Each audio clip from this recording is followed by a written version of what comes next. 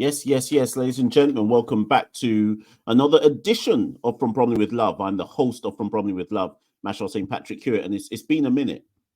It's been a moment since I came on here and did a show and chopped it up, and spoke about what's going on. But what triggered this one, this kind of quick episode, was effectively there was a few reactions after Bromley's defeat on Saturday against AFC Fylde, and I had gone to the game the previous Tuesday, last week against Aldershot, and I didn't do the write-up after that Aldershot game, the 1-1 draw, and so there was too much time passed, and I didn't do the write-up, and then obviously there was the Fylde game, and then obviously Bromley lost, which was only their, what is it, our fifth, only our fifth, defeat of the season, and maybe I'm reacting to the kind of small bubble around me. Maybe it's a wider sentiment of a significant percentage of the Bromley fan base. But there was certainly some kind of reactions to that defeat,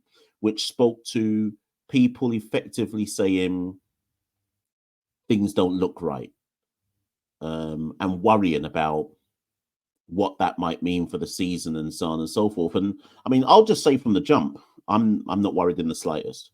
I think after 3 seasons, is it 3 seasons now? 1, 2, yeah, this is Andy's 3rd season, like 3 and a bit. After 3 seasons of Woodman being in the hot seat, I think he has earned enough, or has enough credit in the bank, whereby the odd defeat here or there shouldn't signal any kind of worry. Basically, frankly, any kind of worry.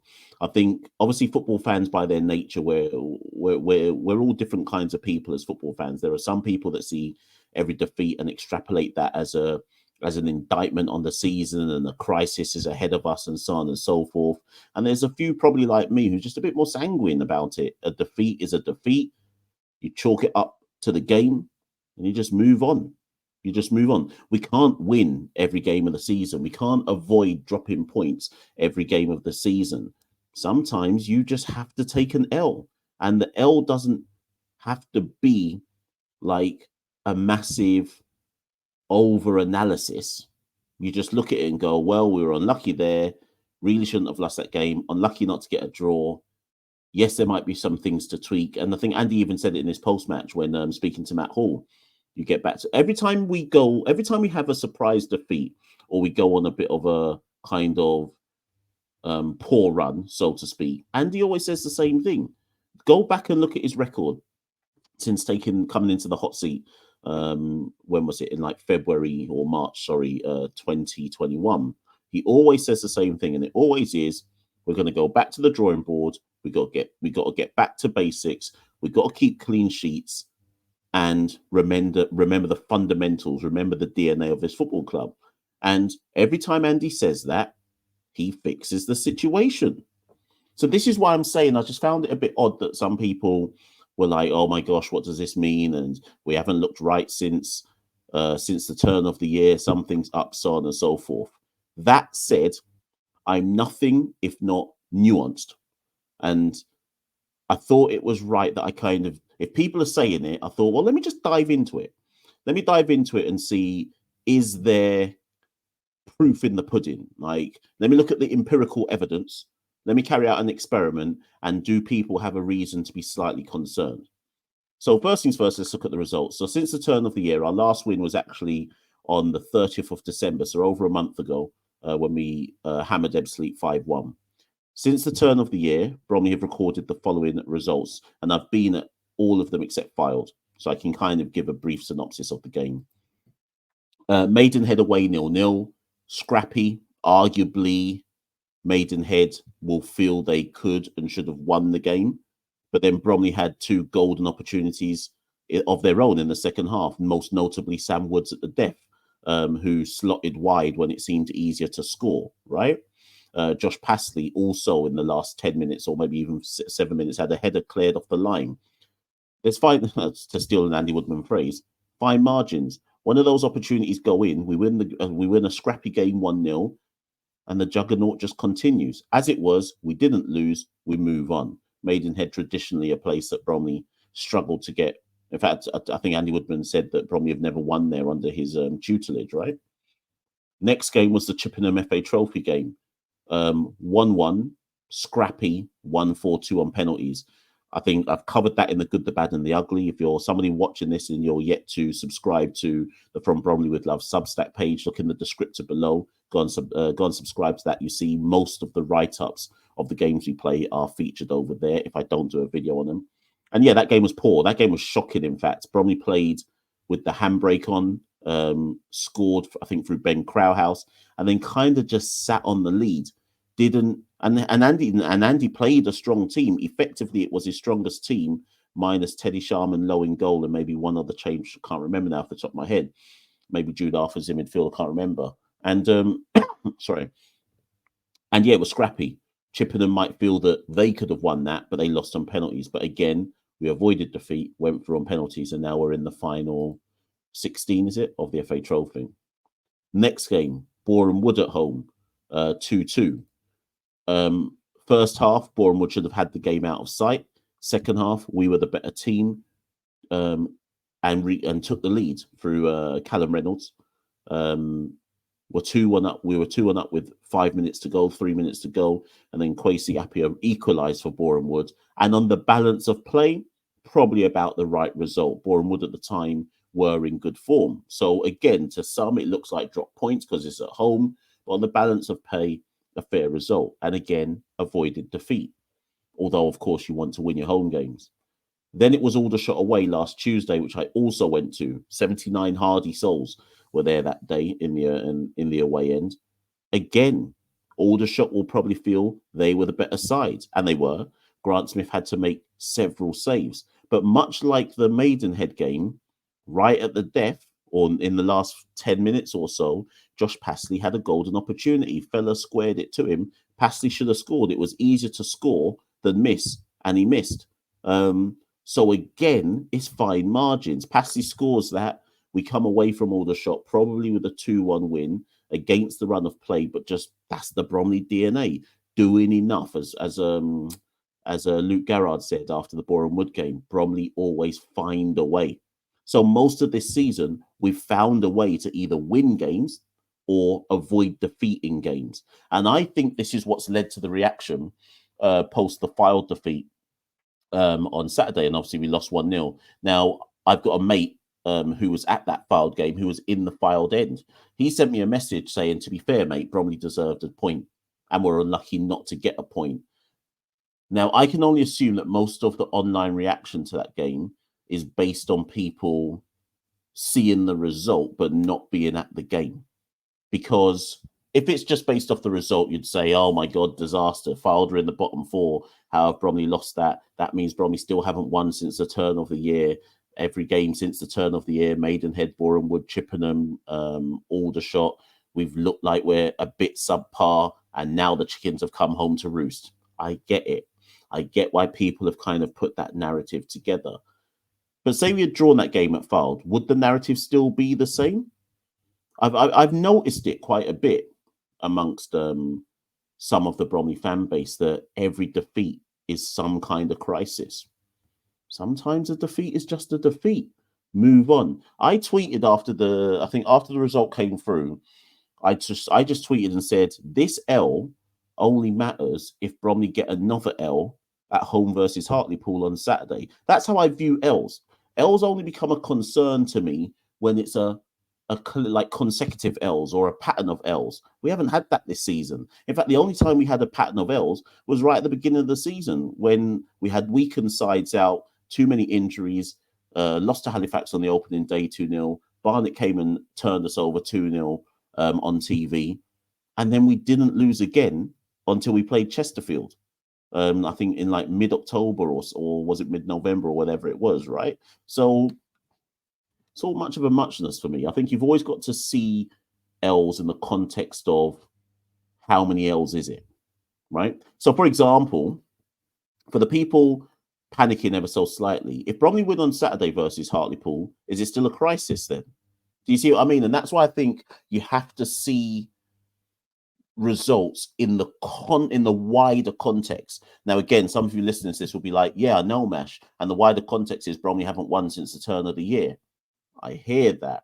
But this is our first defeat since Aldershot, which was, what, 9-10 games ago or something like that in league and cup. So, again, have to keep it in perspective. But anyways, moving forward, this is what I wanted to get onto.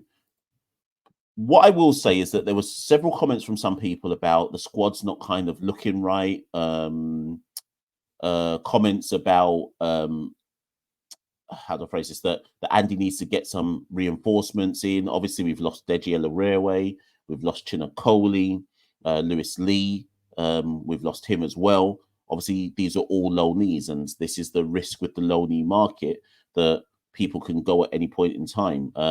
Teddy Sharman Lowe's gone back. Chelsea have recalled him. So it's not that the squad's looking light, because I don't think the squad looks light per se. My issue is that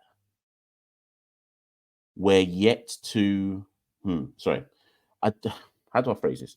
I don't think the squad is light on quality per se. I think there is enough in the squad amongst the players left remaining to still churn out results. However, if the mission is promotion, then yes, Andy will have to dip into the market, because I'm concerned about, have we got, with the loanees gone, so again, I'll say Dej, Chin, Sharman Lowe, Lewis Lee, just to say those four, with the loans who have gone, do we have that extra little bit of strength, not even strength in depth, quality in depth in key areas? Let me explain. Grant Smith is a lock. But now that Sharman Lowe's gone, Woodman has to get a replacement goalie, probably on loan. That's issue number one. So I accept that. There has to be a replacement goalie that needs to come in to the club on loan, who will probably, well, depending on what Woodman wants to do, may still be the FA Trophy goalie, or does it mean that Grant Smith now just has to play pretty much all games, right? Passes a lock. Todd Miller, whom probably a lot of people have forgotten about, I would assume, is the kind of sub replacement for Passley coming off the bench. But Todd's been gone for a while. I understand that he's injured. Alex Kirk is a lock at right centre back. However, I believe that one of the weaknesses that we've got, so I'm looking at my notes as I'm talking, is that we have not replaced Dej and we have not replaced Chin in terms of, again, quality and depth. The left centre back there is an issue for me at left centre back. At the moment, Bez Topoloj is playing there.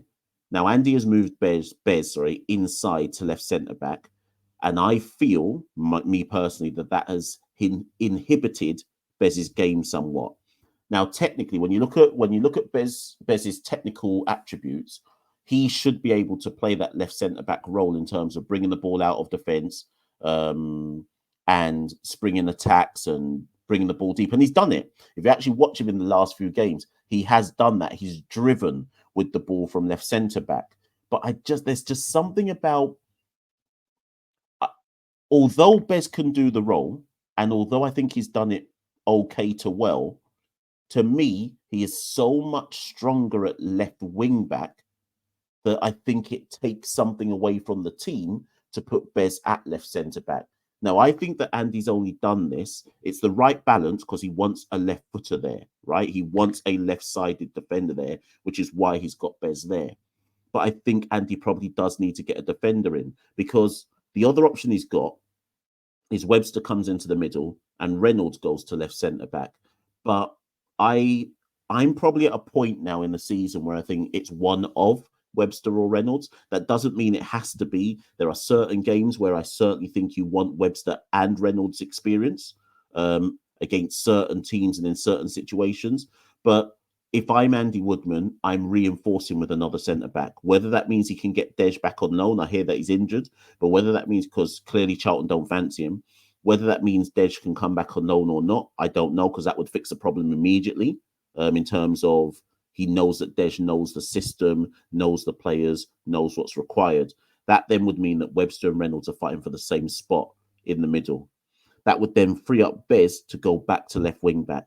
Last few games, at Aldershot in the second half, Andy made a tactical tweak and put Corey Whiteley there, and it worked, by the way. But based on the feedback that I've received from Fylde, although Corey got into a lot of promising attacking positions as a left wing back at Fylde, maybe there was something to be desired from a defensive perspective with Corey at left wing back. And that notwithstanding, by putting Corey at left wing back, are you taking something away? Yes, from Bromley's attacking thrust in the middle of the park. So to kind of sum up defensively, I think another defender has to come in. Some of you will say, Mash, why haven't you mentioned Cole Kepkawa? Does Andy fancy him? I don't know what the deal is with Cole. Is it because he doesn't see Cole as because Andy wants his right centre back and left centre back to be ball carriers. I am assuming, I haven't asked Andy the question, so some of you will say, well, Mash, ask him the question then.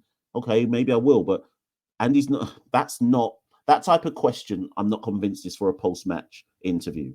That's for a deep dive interview, right? But what it suggests to me is that Andy does not see Cole as a ball-carrying centre-back. Because if he did, he'd have Cole in at right or left centre-back, would he not? And yet the little cameos that we've seen from Cole, I'm fine with them. So there's question marks about maybe Andy doesn't really rate Cole all that much, or he doesn't fit the system in the way that Andy wants him to fit the system. Midfield. So Lewis Lee left. Now, obviously, Lewis Lee played at the base of midfield. Lewis Lee was an excellent loanee, clearly too good for this level of football in terms of his ability to think ahead of the game. And Lewis was perfect in terms of being a pivot or at the base of a midfield three and being able to tackle, kind of like a la your Ryan Sterk, although I think Ryan Sterk was a better defensive midfielder.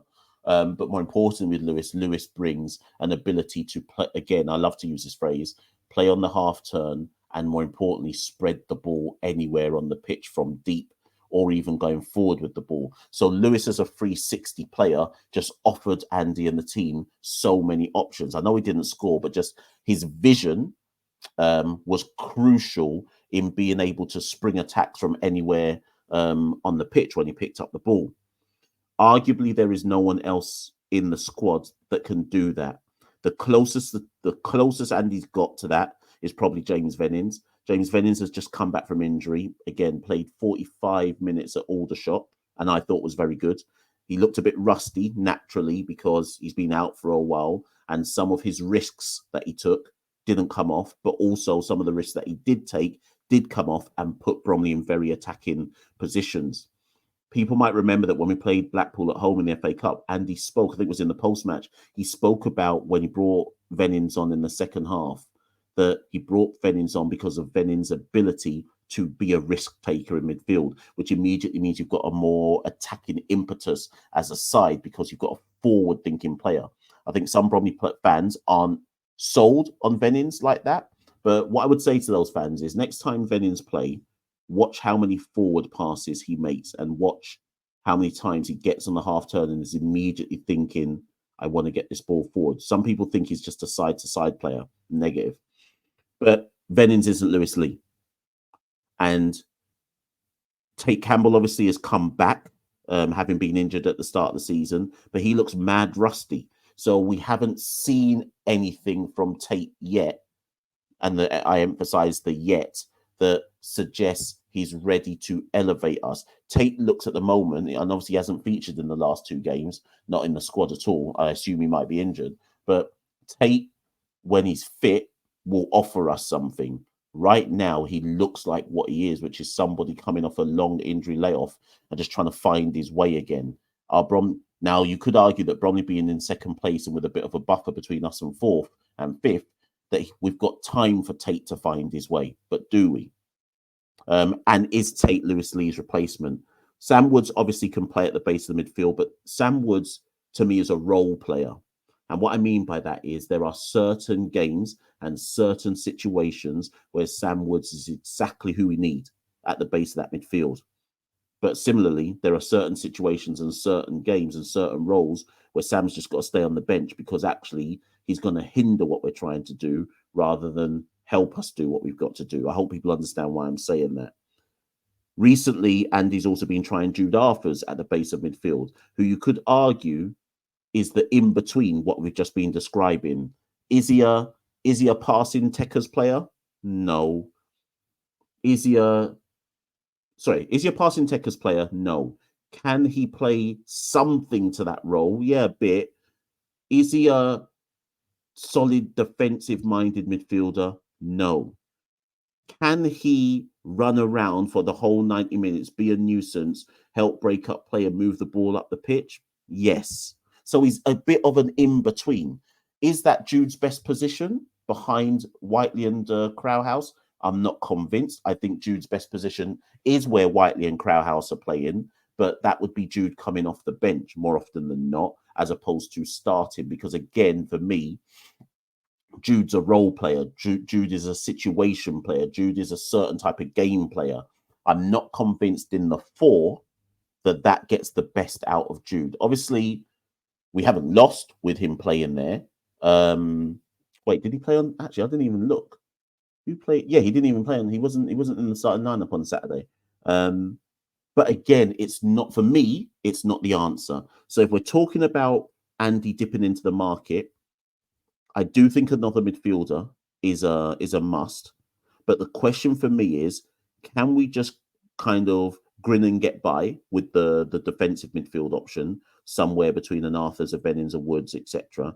And is the bigger priority, and Tate Campbell, sorry, and is the bigger priority someone who can replace Ben Crowhouse and or Corey Whiteley off the bench who can do what they can do? I've been writing about this all season. I'm surprised. I'm sure Andy's probably. It wouldn't surprise me if Andy listens to this. I'm surprised that Andy hasn't found a midfielder who can carry the ball like Ben and Corey. Keo Taylor Hart can do that from wide. I'm not convinced Keo Taylor Hart can do that in the middle of the pitch. In the most recent games against Aldershot, second half he moved Louis into the Whiteley role when Whiteley got moved to left wing back. Louis started in that role against Fylde because Whiteley was wing back. Is Louis that player? To me, Louis more a spot a pass player than a drive with the ball player in that kind of midfield 3. If Louis is going to play, for me, he has to play off cheek. But I guess everyone would say, like, I think Fella's gone off the boil a bit, but has Louis done enough to be ahead of Fella?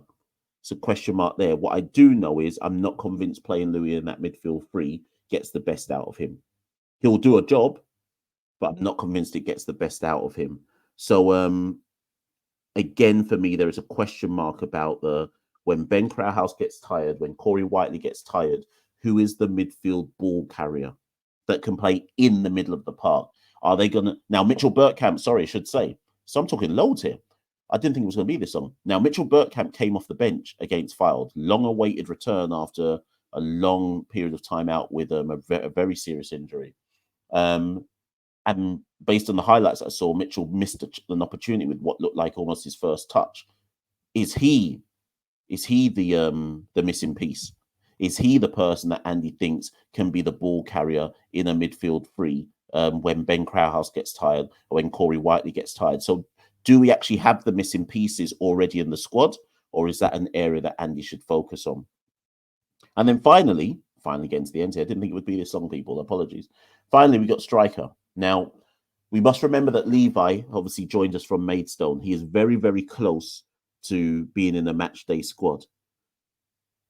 If Louis and Fella are fighting for the same spot, then the argument would surely be that Levi and Cheek are fighting for the same spot. But no one's fighting with Michael Cheek for the same spot because Michael Cheek is the first name on the team sheet. So the question for me is, now obviously Levi's coming off an injury, so Andy will be using him sparingly over the next month or so anyway, because you don't want to rush him back to do a 90 or a 45, whatever it might be. Based on the highlights I see of Levi, I have question marks about if Cheek and Levi can play in the same team. I see Levi initially more so as a, right, Cheeky, you're coming off. I've got somebody who can come on as an option instead of you. But I'm going to be very intrigued to see what Andy's plan is with Levi and if he thinks that Levi and Cheeky can be a strike-in too. Maybe they can. Maybe I'm reading this wrong, but it's going to be very, very interesting. But the reason why I'm mentioning Levi is we don't need to strengthen up front. Unless one of the strikers, Levi, was to break down, we don't need to strengthen at the top of the pitch. So for me, I think we need to see another central defender in. I think we need to see another centre midfielder in. But I'll leave it up to you lot listening to decide if the priority for a centre midfielder is somebody who plays at the base of the midfield with an ability to pass the ball in a 360 way, a la Lewis Lee, or if we need a midfielder who is cover / just as good as Corey Whiteley and Ben Crowhouse in carrying the ball in midfield, which then gives us an option when those two inevitably tire. Done a lot of talking, people, done a bit of an analysis. If I had time and I didn't have to mark all these essays which are sitting next to me, I would have written this in an article. But I said to myself, you know what? Let me just wrap this one up in a little 20, 25-minute video, give this out to the fans, and let's see how people are reacting, you know? I mean, Machel saying Patrick Hewitt, 1/2. Not even 1/2. Why did I say 1/2? I guess if you call him 1/2. I'll be Machel saying Patrick Hewitt, the host of From Bromley with Love. As ever, people, listen, if you want to find me, well, you see me at the matches, but if you want to find what I'm doing, you can go to From Bromley with Love on Twitter, if you're on Twitter or X, whatever it's called, at Bromley with Love. You can also find me on Substack, which is where the majority of the material goes for From Bromley with Love. So just type into Google From Bromley with Love Substack, and you will find the page. And if you want to support what I'm doing, again, look in the descriptor below. You'll see all the links, and there's a Buy Me a Coffee link. And, you know, that will keep giving me the energy to keep doing these videos. But thank you for listening as ever. For those of you who will be at Saturday's game against Hartlepool, I'll be there. Happy to chat. Let's keep rallying around the lads. See you soon.